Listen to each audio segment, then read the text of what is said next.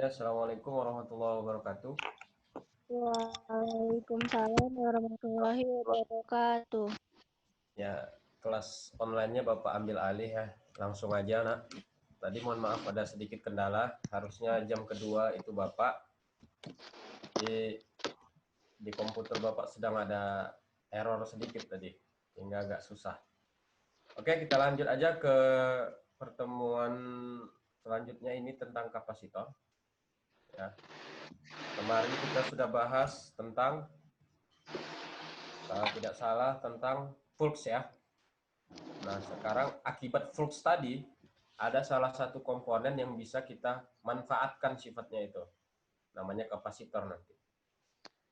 Nah, apa itu kapasitor? Ini yang mau kita bahas. Nanti indikator yang mau kita selesaikan. Yang pertama, memahami kapasitor keping sejajar itu seperti apa ya. Ini. Lalu nanti kita memahami susunannya ke dalam komponen listrik. Ternyata ada fungsinya juga nanti si kapasitor ini.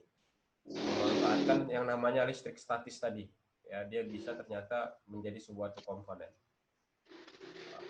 Oke, ini ada suara siapa yang belum di mute?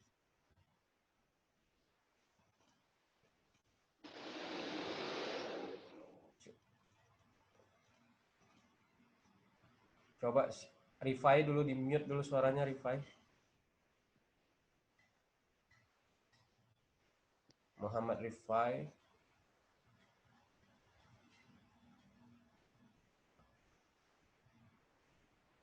Oke, ya. Kita lanjut. Yang pertama kita mau memahami kapasitor keping sejajar. Ini keping E-nya kurangi 1 ya. Oke.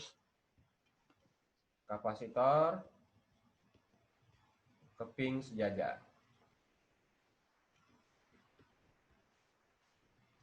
Nah, kita akan bahas untuk kapasitor keping sejajar ini bahwa ada lempeng yang perlu kita siapkan ya.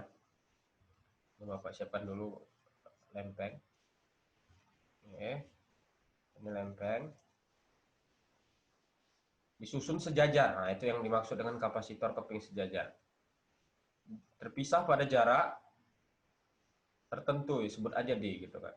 Kapasitor ini seperti yang lalu ada luas penampang gitu ya, dia punya luas gitu. Nah, ini punya luas. Luasnya sama, A dengan A. Kalau kemarin berdasarkan hukum Gauss, ya ada flux ya kan yang bisa ditangkap dari luas permukaan ini, gitu kan?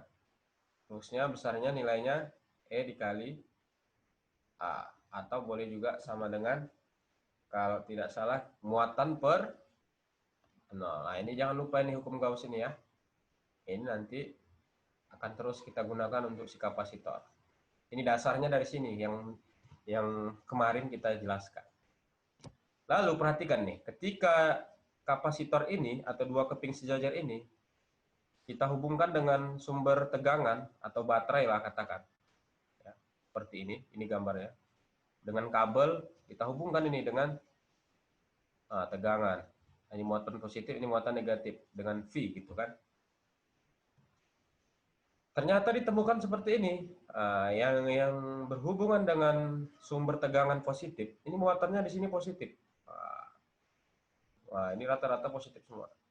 Begitu juga dengan yang negatif. Nah, lempeng yang di sini, lempeng yang luas ini tadi yang menangkap apa gaya-gaya flux tadi, dia bermuatan negatif di sini.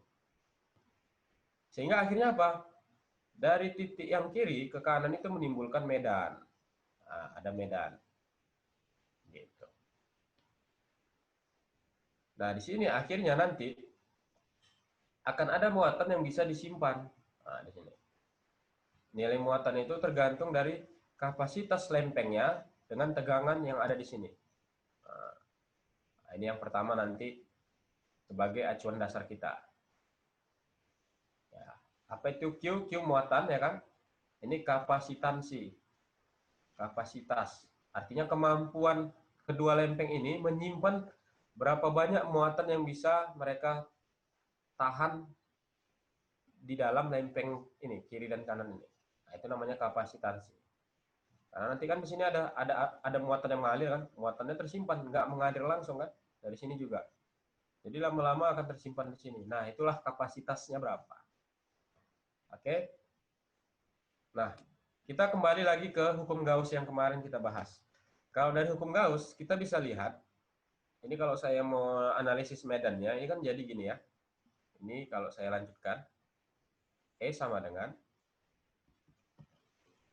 Q per A dikali epsilon 0, kan gitu kan. Ini juga kemarin sudah kita urai. Nah, ternyata, nah ini saya ganti warnanya biar nampak. Muatan, nah ini saya lingkari, muatan perluas permukaan yang dia muati ini, nah ini, muatan di sini kan menyebar di lempeng ini. Itu bisa disimbolkan dengan seperti ini, tau ya. Jadi ini ketetapan ya. Muatan perluas area yang dia tempati. Nah, itu nanti tergantung, bisa beda-beda kan? Tergantung muatan atau lempeng jenis yang ada di sini. Tapi kita mau bahas dulu ini. Hal-hal dasar dulu yang mau nanti kita pahami. Lalu kita tahu juga di sini, ini pasti ada potensial. Di antara kedua lempeng ini ada potensial, di mana beberapa minggu yang lalu kita sudah bahas potensial listrik itu bisa dicari dengan medan listriknya dikali jarak kedua lempengnya. Kan gitu. Jarak kedua muatan yang saling terpisah. Nah, gitu. Ya, ini masih ingat ya. Oke. Kalau dari sini saya substitusikan nanti nilai E-nya. E-nya tadi kan ini. Ketiga ini ya, masuk ke sini. Maka kita bisa melihat potensial kapasitor keping sejajar tadi menjadi Q per A E0 ya kan dikali D. Nah, kan jadi gini kan. Nah, inilah dia yang dimaksud dengan kapasitor keping sejajar, bahwa dia bisa dicari dengan melihat potensial listrik statisnya nanti gitu. Ini hanya ini aja ya. Lalu saya coba mau gabungkan dengan ini. Apa kira-kira yang terjadi? Ah, ini. Nah, ini apa yang kira-kira akan terjadi pada muatan ini atau persamaan ini. Kalau saya masukkan, misalnya saya masukkan aja ya, ini saya rubah C sama dengan Q per V ya kan gitu. C sama dengan Q per V misalnya. Ini saya rubah ya. Kan ini C kali V. Maka kalau saya mau C-nya Q per V. Gitu. Bisa nggak ada Q per V? Bisa, ini saya pindahkan semua kan. Ini V-nya ke sini, AN0-nya ke sana, ke kiri. Jadi A kali epsilon 0 per D ya, D-nya juga ke bawah. Saya rubah jadi Q per V. Oh gitu. Ya kan, Q per V ini kan C gitu. AN0 per D, Q per V seperti yang di kiri ini, C. Berarti kapasitas dia mampu menyimpan muatannya itu bisa dicari dengan persamaan ini. Nah, itulah hasil akhir dari turunan penjelasan rumus-rumus yang Bapak jelaskan untuk yang pertama ini. Ya. Nah, ini memang agak sedikit panjang ya, kita ke sana kemari, tapi intinya ini, nanti yang kita perlukan ini untuk menyelesaikan soal-soal yang mau kita selesaikan. Contoh ya, saya sudah siapkan soal. Nah, ini contoh. Semuanya mungkin bisa lihat soalnya. Kapasitor keping sejajar kita baca sama-sama ya. Mungkin yang di rumah baca aja dalam hati. Kapasitor keping sejajar dengan luas penampang masing-masing 50. Nah, nampaknya sulit kan? Sebenarnya gampang. Nah, 50 ini A. Ya, saya surat A. Diketahui 50 cm persegi. Tanpa bahan pengisi, berisi udara. Berarti nanti epsilonnya dikali 1 ini ya. Epsilon 0-nya udah dikasih tahu, ini udah ketetapan. Ini lihat. Ini ruang hampa udara 8,85 kali 10 pangkat min 12.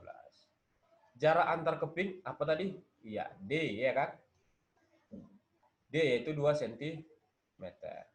Potensialnya dikasih tahu nih 12 volt. 12 volt. Nah, ini dia. Pertanyaannya berapa kapasitas yang bisa disimpan oleh lempeng sejajar ini atau kapasitansi C. Nah, tadi sudah Bapak turunkan rumusnya ya.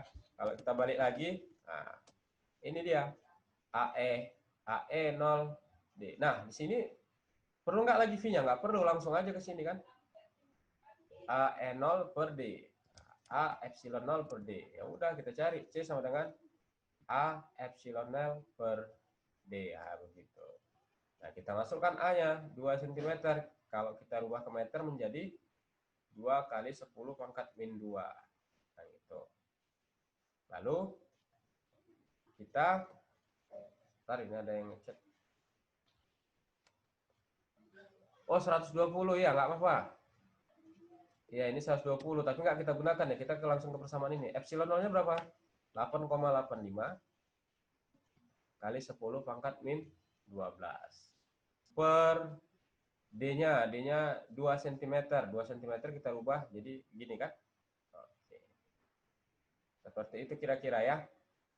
Nah, dari sini kita bisa dapat, ini coret, ya kan? 2 per 2-nya juga bisa kita, oh luasnya salah ya, sorry. Luasnya 50 ya. 50 kali 10 pangkat minus 4. Ini ya. Ini tadi luasnya. Kok 2 ya kan? Salah. Berarti 50 kali 8,85 itu sekitar, langsung aja kita prediksi, 4, ini tinggal 2 ya. 4,4 kali 10 pangkat min 10. Ya kan? Minus 12 dengan minus 2. Oh sorry, min 14. Oke. Per 2. Kalau kita coret, ya kan habis tinggal 2,2 kali 10 pangkat min 14 farad ya, satuannya farad. Nah, farad itu nama Faraday ya. Farad. Jadi kalau ada kelas kita namanya Faraday, ini diambil dari nama ilmuannya Faraday. Disingkat dengan farad. Jadi satuan kapasitansi suatu kapasitor itu farad. Ya. Seperti itu. Oke. Nah, kita masuk ke penjelasan lagi yang ini teorinya. Ini kita lanjutkan. Ya. Kita lanjutkan. Ternyata, nah ini dari satu keping ini ke keping yang sebelahnya yang sejajar dengan dia. Nah, ini muatan ini bisa berpindah ke sini dengan medan tadi. Itu memerlukan usaha. Ada W ya. Apa itu? Usaha. Usahanya bisa kita cari. Nah, kalau kalian ingat dari kelas 10 selalu ada usaha, kelas 11 apalagi banyak usaha yang kita cari. Nah, untuk di sini usaha itu kan mirip-mirip dengan energi kan, sama dengan energi. Cara ingatnya gampang aja, ingat aja energi kinetik setengah. Tapi di sini yang kita lihat adalah kapasitansinya per V kuadrat ya. Jadi di sini kapasitansi, kapasitas. Kalau di sini tegangan. Nah, jangan lupa itu. Jadi dasarnya ini. Kalau kalian ingat energi kinetik ya kan Eka setengah mv kuadrat. M-nya digantikan dengan C, V-nya simbolnya sama, cuman di sini maknanya tegangan. Gitu aja cara mengingatnya ya, biar gampang. Nah, kita tahu tadi C sama dengan Q per V kan? Seandainya saya ganti ini ke sini C-nya, maka usahanya bisa menjadi setengah C-nya ganti Q per V kuadrat. Nah, V-nya coret tinggal satu, maka yang ada Q kali V. Nah, boleh seperti itu. Atau boleh juga yang saya ganti V-nya. Ya, kalau V-nya saya ganti kan jadi Q per C. Saya masukkan ke sini. Maka kalau dari sini, W-nya boleh nanti setengah C, ya kan? Q per C, jangan lupa dikuadratkan. Ya kan? Nah, ini C-nya habis 1, maka yang tinggal setengah Q kuadrat per C. Nah, ini boleh seperti ini. Jadi, ada usaha yang bisa dicari pada proses muatan itu dari lempeng yang sini yang positif ya Q pindah ke lempeng Q yang negatif. Nah, bisa dicari usahanya. Contoh soalnya yang mana, Pak? Ya bisa aja ini lagi kita kerjain, ya kan? Kalau ini misalnya saya tanya berapa usaha yang dilakukan muatannya untuk berpindah dari lempeng A ke lempeng B atau ya itu aja ya langsung ya. Kan bisa kita cari W setengah C V kuadrat. Kalau nggak ada V-nya bisa dicari dulu kan gitu kan. Tapi kebetulan di sini udah ada. Nah, ini bisa kita hitung langsung. Setengah C-nya ini ya 2,2 kali 10 pangkat min 14 kali V. V-nya 120 kuadrat. Nah, gitu dia. Tinggal masukin aja ya. Ini 2,2 per 2 ini 1,1 kan. Kali 10 pangkat min 14. Ini 12 dikuadratkan 144 ya kan. Nolnya ada 2. Nah, gampang cara ingatnya. Nah, nanti anak-anak kalikan hasilnya mungkin kira-kira berapa itu? 1,5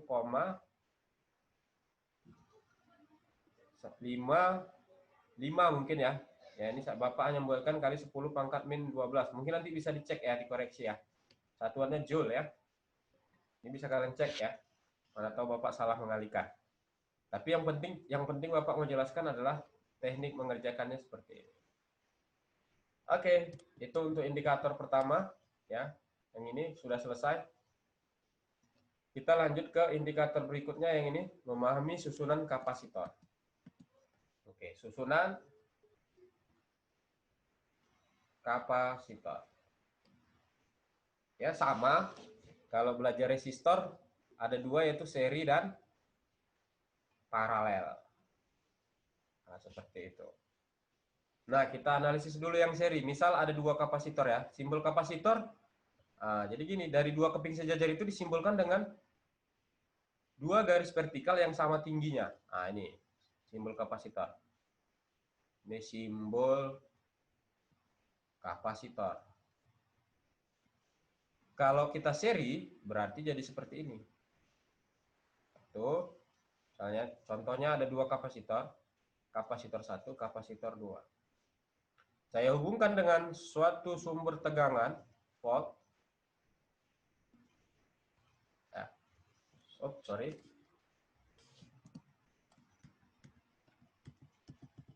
Nah, ini saya hubungkan dengan sumber tegangan.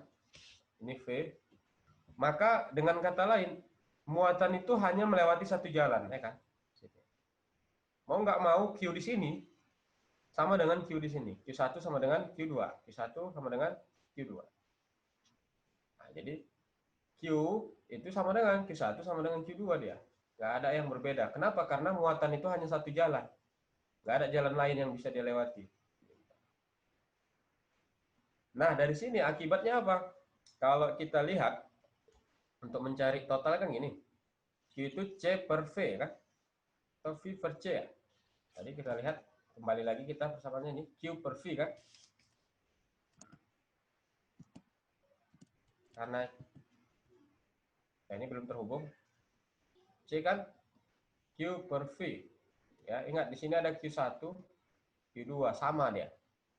Berarti artinya apa? Saya bisa buat seperti ini. Ini ada V kan? Kalau saya mau lihat Q sama dengan Q1 sama dengan Q2 kan? Tegangan total V1 tambah V2 kan gitu. Kalau kita cari V, berarti dari sini V sama dengan Q per C kan gitu. Saya ganti V1.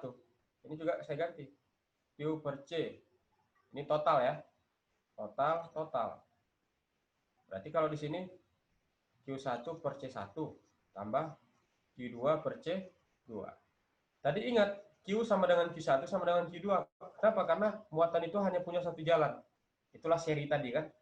Akibat dari seri, ini Q-nya sama semua, saya coret.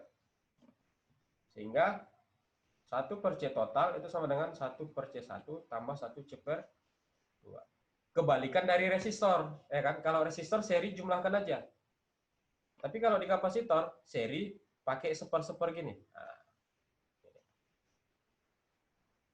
Nah, gitu. Bisa ya? Nah, ini untuk seri.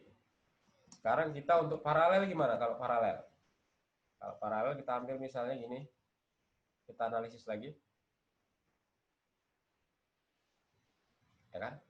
Ini kapasitor 1, kapasitor 2 disusun paralel dihubungkan dengan suatu sumber tegangan. Akibatnya apa?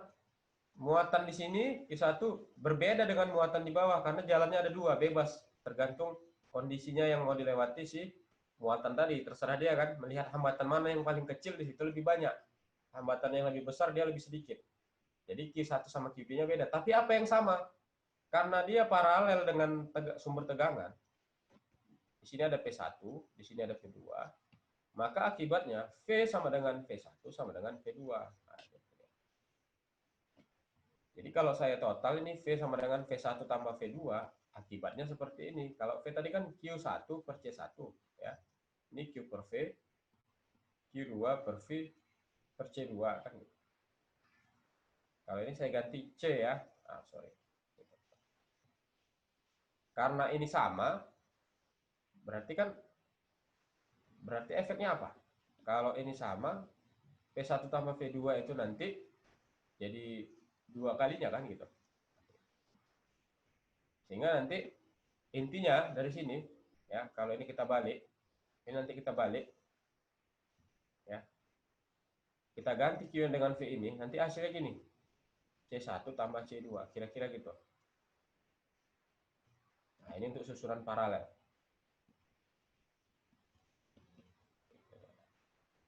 Ya, artinya apa? Kebalikan dengan resistor. Kalau paralel dia seper-seper, tapi kalau di kapasitor, paralel dijumlahkan. Nah, gitu.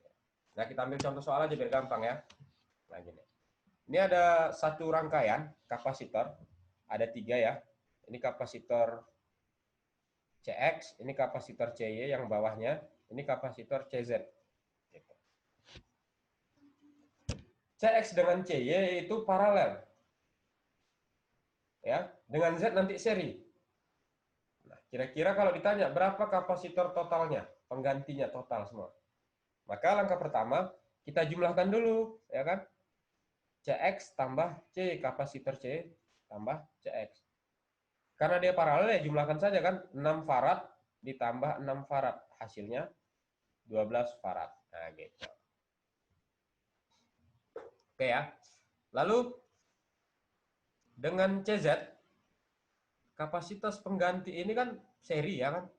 Maka nanti C totalnya itu bisa kita cari dengan seper C pengganti ditambah seper CZ. Nah, masukkan aja seper C penggantinya tadi 12 ditambah seper 12. Hasilnya nanti seper C total sama dengan 2 per 12. Maka kapasitas total penggantinya 12 per 2. Atau sama dengan 6 farad. Nah, ini dia. Kalau ada soal pertanyaannya seperti itu, gampang. Langsung aja. Jangan lupa kapasitor itu, nah ini, kapasitas berbeda atau terbalik dengan resistor. Ya, apanya yang terbalik? Susunan paralel dan serinya. Jadi kebalikannya. Jadi gampang ingatnya. Nah, dilanjut. Misalnya ditanya di sini berapa usahanya, kan gitu. Ya udah langsung aja setengah CV kuadrat. Yang kita pakai adalah C total pengganti. Ya kan? C total penggantinya setengah dikali 6 dikali 24 kuadrat. Nah, misalnya ini coret-coret tinggal 3 kali 24 kali 24. Nah, nanti hasilnya kira-kira berapa itu? Kalau 24 dikali dengan kita biar cepat kita kalkulator aja ya. Saya waktunya bentar. 3 dikali 24 kali 24. Iya, 1028 joule satuan. Nah, gitu. Ini ya problem-problem atau soal-soal yang sering keluar pada kapasitor. Jadi tadi apa yang sudah kita pelajari hari ini? Yang pertama, kita memahami apa itu keping sejajar. Ternyata fungsinya apa tadi? Bisa menyimpan muatan. Artinya, dia bisa menggantikan baterai sementara. Jadi misalnya gini, listrik di rumah kita mati lampu nih, ya kan? Akhirnya apa? Tidak ada elektron yang mengalir lagi ke muatan kita. Tapi dengan adanya kapasitor, ada beberapa detik atau ada beberapa waktu yang singkat, televisi kita nggak langsung mati. Gitu. Sehingga tidak membuat kaget perangkat-perangkat atau susunan susunan elektron yang ada di dalam televisi kita. Nah, ini fungsinya juga seperti itu bisa. Jadi dia matinya secara perlahan, walaupun mati lampu gitu kan. Nah, tapi pengembangannya akhirnya baterai-baterai handphone itu menggunakan konsep keping sejajar ini. Jadi kalau kalian punya handphone, baterai itu memanfaatkan keping ini. Ada dua lempeng gitu, kiri dan kanan. Sehingga nanti ada lagi super kapasitor itu bisa menyimpan muatan listrik yang lebih banyak gitu. Nah, itulah apa manfaat nanti yang kalau kalian ulang-ulang lagi materi ini tujuannya ke sana. Ada penemuan teknologi baru nanti yang bisa kita pahami bahwa banyak manfaat dari kita belajar keping sejajar ini. Nah, begitu juga dengan memahami susunannya, kita nanti bisa merekayasa atau memperkirakan ya kan, kebutuhan kapasitas kapasitor yang kita inginkan. Tapi biasanya sekarang sudah ada super kapasitor ya kan. Nah, ini pengembangan, tapi dasarnya dari sini semua. Ya kan? Dasarnya dari sini. Mungkin itu dari Bapak. Kalau ada apa nanti yang mau diulang-ulang silahkan diulang-ulang di rumah ya kan? Dipahami lagi ya. Banyak soal-soal nanti mungkin di psikologi gurunya mengirimkan dikerjakan lagi. Kalau mau WhatsApp Bapak juga silahkan ya. 0852 9766 2733 kita diskusi boleh di WhatsApp Bapak, boleh nanya soal yang berkaitan dengan materi yang sudah kita pelajari. Itu saja ya untuk hari ini. Terima kasih anak-anak Bapak, semoga bermanfaat. Mohon maaf atas segala kekurangan. Assalamualaikum warahmatullahi wabarakatuh. Waalaikumsalam warahmatullahi wabarakatuh. Thank you, Pak. Wabarakatuh.